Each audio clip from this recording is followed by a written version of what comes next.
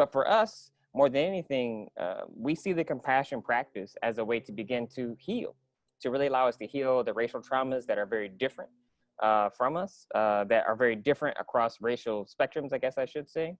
And we'd like to think of this metaphor, we'd like to think of the metaphor of healing rather than like the metaphor for bridge, right? You often hear that we're trying to bridge racial difference. We're trying to say, oh, we're trying to be bridge builders. The problem with that metaphor, we believe, is it creates this false idea that these groups are somehow actually separate, right? Within the Christian tradition, we all believe that we all create an image of God, that we all are part of the body of Christ even, right?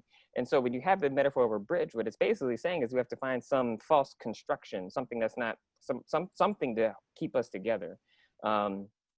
And what we like to suggest is it's not so much a bridge that we need, is there's an open wound that has been allowed to fester in Christianity, in American Christianity specifically, that hasn't been allowed to heal.